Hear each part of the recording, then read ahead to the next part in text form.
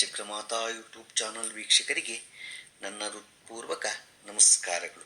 ಸುಭಾಷಿತ: ಬಂಡೆಯ ಅಡಿಯಲ್ಲಿ ಸಿಕ್ಕಿ ಜಜ್ಜಿ ಹೋದ ಜನರಿಗಿಂತಲೂ ನಾಲಿಗೆಯ ಅಡಿಯಲ್ಲಿ ಸಿಕ್ಕಿ ಜಜ್ಜಿ ಹೋದ ಜನರೇ ಹೆಚ್ಚು. ಇವತ್ತು ದಿನಪಂಚಾಂಗಕ್ಕಿಂತ ಮುಂಚೆ ಅಭ್ಯಾಸಗಳ ಮೇಲೆ ನವಗ್ರಹಗಳ ಪ್ರಭಾವ, ನಾವು ದಿನನಿತ್ಯ ನಾವು ಅಭ್ಯಾಸ ಏನೇನು ಮಾಡ್ತೀವಿ, ನವಗ್ರಹಗಳ ಪ್ರಭಾವ ಏನು ಅದ್ರ ಮೇಲೆ ತಿಳ್ಕೊಳ್ಳೋಣ. ನಿಮಗೆ ಎಲ್ಲೆಂದರಲ್ಲಿ ಅಲ್ಲಿ ಉಗುಳುವ ಅಭ್ಯಾಸವಿದ್ದರೆ ನಿಮಗೆ ಅಕಸ್ಮಾತ್ ಹೆಸರು ಮತ್ತು ಗೌರವ ಬಂದಲ್ಲಿ ಅದು ಬಹಳ ದಿನ ಇರಲಾರದು.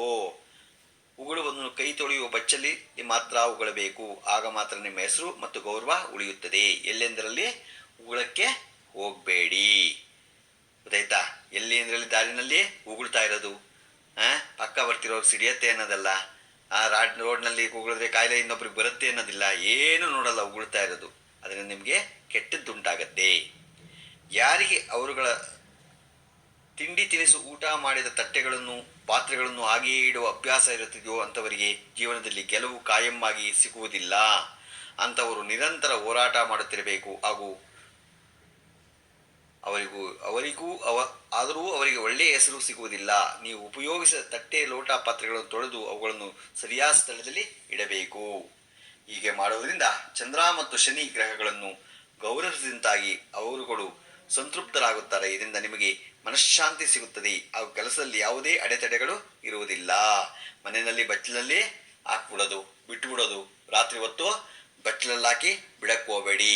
ಊಟ ಮಾಡಿದ ತಟ್ಟೆ ಆಗಲಿ ಬೇರೆ ಲೋಟ ಆಗಲಿ ತೊಳೆದು ಬಿಟ್ಟು ಕ್ಲೀನಾಗಿ ಅದ್ರ ಜಾಗದಲ್ಲಿ ಇಡಿ, ಬಿಡಬೇಡಿ. ನಿಮಗೆ ಅಶಾಂತಿ ಉಂಟಾಗತ್ತೆ, ಮನಃಶಾಂತಿ ಇರಲ್ಲ. ನಮ್ಮ ಮನೆಗಳಿಗೆ ಯಾರಾದರೂ ಅತಿಥಿಗಳು ಅಭ್ಯಾಗತರು ಬಂದಾಗ ಅವರು ಅತಿಥಿಗಳಿರಲಿ ಅಥವಾ ಕೆಲಸದ ನೌಕರರು ಆಳುಗಳಿರಲಿ ಅವರಿಗೆ ಕುಡಿಯಲು ಲೋಟದಲ್ಲಿ ಶುದ್ಧ ನೀರನ್ನು ಕೊಡಿ. ಹೀಗೆ ಶುದ್ಧ ನೀರನ್ನು ಕುಡಿಯಲು ಕೊಡುವ ವ್ಯಕ್ತಿಗಳಿಗೆ ರಾಹುಗ್ರಹದಿಂದ ಯಾವುದೇ ದುಷ್ಪರಿಣಾಮಗಳು ಆಗುವುದಿಲ್ಲ. ಹಾಗೂ ಅವರುಗಳ ಜೀವನದಲ್ಲಿ ಯಾವುದೇ ತೊಂದರೆಗಳು ಅಪಘಾತ ಘಟನೆಗಳು ಸಂಭವಿಸುವುದಿಲ್ಲ. ಶುದ್ಧವಾದ ನೀರು ಕುಡಿ. ಯಾವ್ಯಾವುದೋ ತಂದ್ಬಿಟ್ಟು ಯಾವುದೋ ಲೋಟದಲ್ಲಿ ಕುಡಿದಿರ್ತಾರೆ, ಆ ಲೋಟದಲ್ಲಿ ಕೊಡಬೇಡಿ. ನಮ್ಮ ಮನೆಗಳಲ್ಲಿ ಇರುವ ಗಿಡಗಳು ನಮ್ಮ ಕುಟುಂಬದ ಸದಸ್ಯರಿದ್ದಂತೆ. ಅವುಗಳಿಗೆ ನಮ್ಮ ಪ್ರೀತಿ ಮತ್ತು ಆರೈಕೆ ಅವಶ್ಯವಿದೆ. ನಿತ್ಯ ಮುಂಜಾನೆ ಮತ್ತು ಸಂಜೆ ಅವುಗಳಿಗೆ ನೀರು ಉಣಿಸಿದಲ್ಲಿ ಗುರು, ಚಂದ್ರ ಮತ್ತು ಸೂರ್ಯಗ್ರಹಗಳು ಆರಾಧಿಸಿ ಅವುಗಳ ಅನುಗ್ರಹ ಪಡೆದಂತೆ ಆಗುತ್ತದೆ. ಇದರಿಂದ ನಮಗೆ ಕಷ್ಟಗಳನ್ನು ಧೈರ್ಯದಿಂದ ಎದುರಿಸಿ ಅವುಗಳ ನಿವಾರಣೆ ಮಾಡಿಕೊಳ್ಳುವ ಶಕ್ತಿ ಬರುತ್ತದೆ. ದಿನನಿತ್ಯ ಮರಗಿಡಗಳಿಗೆ ನೀರು ಉಣಿಸುವವರಿಗೆ ಮಾನಸಿಕ ಸಮಸ್ಯೆ, ಖಿನ್ನತೆ, ಮಾನಸಿಕ ಒತ್ತಡಗಳಿಗೆ ಎಂದಿಗೂ ಆಗುವುದಿಲ್ಲ. ಅದು ನಮ್ಮಪ್ಪ ನೋಡ್ಕೊತಾನೆ, ನಮ್ಮಮ್ಮ ನೋಡ್ಕೊತಾಳೆ ನೀರು ಹಾಕೋದನ್ನ ಅಂತ ಬಿಡಬೇಡಿ. ನೀವೂ ಸಹ ನಿಮ್ಮ ಅಪ್ಪ ಅಮ್ಮ ಆಗ್ತಾಗೆ ನೀವು ಮಕ್ಕಳು ಸಹ ಆ ಗಿಡಗಳಿಗೆ ನೋಡ್ಕೊಳ್ಳಿ, ನಿಮಗೆ ಒಳ್ಳೆಯದಾಗತ್ತೆ. ಯಾರು ತಮ್ಮ ಪಾದರಕ್ಷೆ, ಚಪ್ಪಲಿ, ಕಾಲು ಕವಚ, ಕೈ ಕವಚಗಳನ್ನು ಮತ್ತು ಕಾಲು ಚೀಲಗಳನ್ನು ಮನೆಗೆ ಬಂದಾಗ ಎಲ್ಲೆಂದರಲ್ಲಿ ಬಿಟ್ಟಿರುತ್ತಾರೆಯೋ ಎಸೆದು ಹೊಡೆದು ಅವರಿಗೆ ಯಾವ ಶತ್ರುಗಳು ಹೆಚ್ಚಿನ ತೊಂದರೆ ಕೊಡುತ್ತಾರೆ. ಅವುಗಳನ್ನು ಮನೆಗೆ ಬಂದಾಗ ಸರಿಯಾದ ಜಾಗದಲ್ಲಿ ವ್ಯವಸ್ಥಿತವಾಗಿ ಇಟ್ಟಲ್ಲಿ ಶತ್ರುಗಳಿಂದ ದೂರವಾಗಿ ಸಮಾಜದಲ್ಲಿ ನಿಮ್ಮ ಘನತೆಗೆ ಗೌರವಗಳು ಹೆಚ್ಚಾಗತ್ತೆ. ಗೊತ್ತಾಯ್ತು? ಎಲ್ಲಿಂದ ಅಲ್ಲಿ ಎಸಿಬೇಡಿ. ಹಾಸಿಗೆಯಿಂದ ಮುಂಜಾನೆ ಎದ್ದ ನಂತರ ನಿಮ್ಮ ಹಾಸಿಗೆ ಸ್ವಚ್ಛವಾಗಿ ಇಟ್ಟುಕೊಳ್ಳಬೇಕು. ಹಾಗೆ ಇಡದೆ ನೀವು ಎದ್ದು ನಂತರ ಹಾಸಿಗೆಯಿಂದ ನಿಮ್ಮ ಹೊದಿಕೆ ತಲೆದಿಂಬುಗಳು ಅಸ್ತವ್ಯಸ್ತವಾಗಿದ್ದರೆ ನಿಮ್ಮನ್ನು ಶನಿ ಮತ್ತು ರಾಹುಗಳು ಕಾಡುತ್ತವೆ. ನೀವು ನಿತ್ಯ ಧರಿಸುವ ಬಟ್ಟೆಗಳು ಸ್ವಚ್ಛ ಇಲ್ಲದಿದ್ದರೆ ನಿಮ್ಮ ನಿತ್ಯದ ಕೆಲಸ ಕಾರ್ಯಗಳು ಎಂದೆಂದಿಗೂ ಸುಗಮವಾಗಿ ನಡೆಯುವುದಿಲ್ಲ. ನೀವು ಮತ್ತು ನಿಮ್ಮ ಸುತ್ತಲಿರುವವರು ಸಂತೋಷವಾಗಿರುವುದಿಲ್ಲ. ಇದನ್ನು ತಡೆಯಲು ನೀವು ಮುಂಜಾನೆ ಎದ್ದ ನಂತರ ನಿಮ್ಮ ಹಾಸಿಗೆಯನ್ನು ಸ್ವಚ್ಛವಾಗಿ ಇಟ್ಟುಕೊಂಡಿದ್ದರೆ ನಿಮ್ಮ ದೈನಂದಿನ ಕೆಲಸಗಳು ಸುಗಮವಾಗಿ ನಡೆಯುತ್ತವೆ. ಹಾಗೂ ನಿಮ್ಮ ಜೀವನದ ಭಾಗ್ಯದ ಬಾಗಿಲುಗಳು ತೆರೆಯುತ್ತೆ. ದಿನ ಸ್ನಾನ ಮಾಡಿ ಒಗೆದ ಬಟ್ಟೆ ಧರಿಸಿ. ಗೊತ್ತಾಯ್ತಾ? ಆ ಹಾಸಿಗೆನ ಹೇಗೋ ಎದ್ದ ತಕ್ಷಣ ನಾವು ಮಲಗಿರ್ತೀವಿ, ಆದರೆ ಎದ್ದಾಗೆ ಬರ್ತೀವಿ. ಬಿಡಬೇಡಿ, ಚೆನ್ನಾಗಿ ಅದನ್ನು ಕ್ಲೀನ್ ಮಾಡ್ಕೊಂಡು ಬನ್ನಿ. ನಾವು ಯಾವಾಗಲೂ ನಮ್ಮ ಕಾಲುಗಳು ಹಾಗೂ ಪಾದಗಳು ಸ್ವಚ್ಛವಾಗಿ ಇಟ್ಟುಕೊಳ್ಳಬೇಕು. ಸತ್ಯ ಸಂಗತಿ ಎಂದರೆ ನಾವುಗಳು ಯಾರು ಇದರ ಬಗ್ಗೆ ಗಮನ ಹರಿಸುವುದಿಲ್ಲ.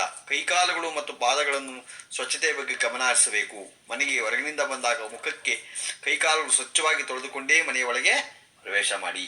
ಇದರಿಂದ ನಿಮಗೆ ಮನಃಶಾಂತಿ ಹಾಗೂ ನೆಮ್ಮದಿ ದೊರೆಯುತ್ತದೆ.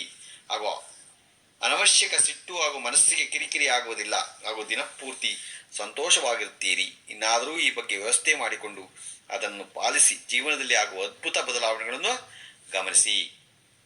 ನೀವು ಪ್ರತಿದಿನ ಮನೆಗೆ ಬರುವಾಗ ಮನೆಯಲ್ಲಿ ಉಪಯೋಗಿಸುವ ಯಾವುದಾದ್ರೂ ವಸ್ತುವನ್ನು ಹೂವು, ಹಣ್ಣು, ತರಕಾರಿ ಕೈಯಲ್ಲಿ ಹಿಡಿದು ಮನೆಗೆ ತರಬೇಕು.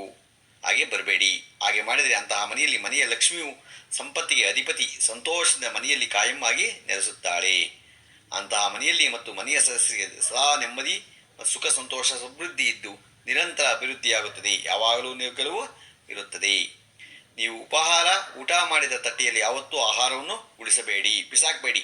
ಗೊತ್ತಾಯ್ತಾ? ಜಾಸ್ತಿ ಹಾಕಿಸ್ಕೊಳ್ಳೋದು, ಬಿಸಾಕೋದು, ತಳ್ಳೋದು ಹಾಗೆ ಮಾಡಿ. ನಿಮ್ಗೆ ಎಷ್ಟು ಬೇಕೋ ಅಷ್ಟು ಹಾಕಿಸ್ಕೊಂಡು ನೀವು ಊಟ ಮಾಡಿ. ಹಾಗೆ ಉಳಿಸಿದರೆ ಅಥವಾ ಆಹಾರವನ್ನು ಚೆಲ್ಲಿದರೆ ನವಗ್ರಹಗಳಲ್ಲೂ ನಿಮಗೆ ವಿರೋಧವಾಗಿ ನೀವು ಕಷ್ಟ ಅನುಭವಿಸಬೇಕಾಗುತ್ತದೆ.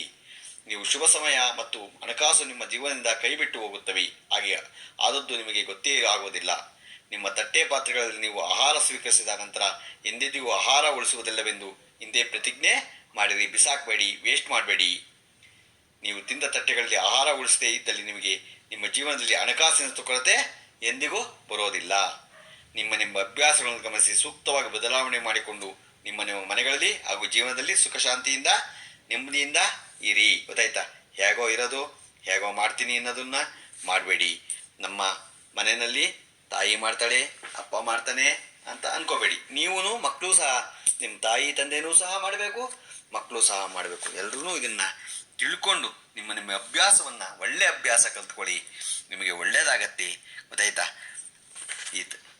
ಇವತ್ತು ದಿನಪಂಚಾಂಗವನ್ನ ತಿಳ್ಕೊಳ್ಳೋಣ. ದಿನಾಂಕ 1/9/2024 ಭಾನುವಾರ, ಶ್ರೀ ಕ್ರೋಧಿನಾಮ ಸಂವತ್ಸರ, ದಕ್ಷಿಣಾಯನ, ವರ್ಷ ಋತು ಶ್ರಾವಣ ಮಾಸ, ಕೃಷ್ಣ ಪಕ್ಷ, ತಿಥಿ ಚತುರ್ದಶಿ, ರಾತ್ರಿ 4:31, ನಕ್ಷತ್ರ ಆಶ್ಲೇಷ, ರಾತ್ರಿ 10:27, ಮಳೆ ಪೂರ್ವಾಭಾದ್ರ 1ನೇ ಪಾದ, ರಾಹುಕಾಲ 5 ಗಂಟೆ 1 ನಿಮಿಷದಿಂದ 6:33 ತನಕ ಇದೆ. ಗುಳಿಕ ಕಾಲ 3:28ರಿಂದ 5 ಗಂಟೆ 1 ನಿಮಿಷ ತನಕ ಇದೆ. ಯಮಗಂಡ ಕಾಲ 12:23ರಿಂದ 1:55 ತನಕ ಇದೆ. ಇವತ್ತು ಯಾರು ಹುಟ್ಟುಹಬ್ಬ ಆಚರಿಸ್ಕೊಂತಿದ್ರು, ಮದುವೆಯಾದ ದಂಪತಿಗಳು ವಾರ್ಷಿಕೋತ್ಸವ ಆಚರಿಸ್ಕೊಂತಿರೋರಿಗೆ ನಮ್ಮ ಹೆಬ್ಬಳಲು ಶ್ರೀ ಚಕ್ರಮಾತಾ ಯೂಟ್ಯೂಬ್ ಚಾನಲ್ ಕಡೆಯಿಂದ ಶುಭ ಕಾಮನೆಗಳನ್ನು ತಿಳಿಸ್ತೀವಿ. ದೇವರವರಿಗೆ ಆಯಸ್ಸು, ಆರೋಗ್ಯ, ಐಶ್ವರ್ಯ ಎಲ್ಲ ಕೊಟ್ಟು ಕಾಪಾಡಲಿ ಅಂತ ನಾನು ಕೇಳ್ಕೊತೀನಿ. ನಮ್ಮ ಹೆಬ್ಬಳಲು ಶ್ರೀ ಚಕ್ರಮಾತಾ ಯೂಟ್ಯೂಬ್ ಚಾನಲ್ ಯಾರು ಸಬ್ಸ್ಕ್ರೈಬ್ ಆಗಿರೋ ದಯಮಾಡಿ ಸಬ್ಸ್ಕ್ರೈಬ್ ಆಗಿ, ಲೈಕ್ ಕೊಡಿ. ಇದು ನಿಮ್ಮದೇ ಚಾನಲ್ ಆಗಿದ್ದರಿಂದ ನಮ್ಮ ಲಿಂಕನ್ನು ಬೇರೆ ಗ್ರೂಪ್ಗಳಿಗೆ ಫಾರ್ವರ್ಡ್ ಮಾಡಿ. ನಮಸ್ಕಾರಗಳು, ನಮಸ್ಕಾರಗಳು, ನಮಸ್ಕಾರ.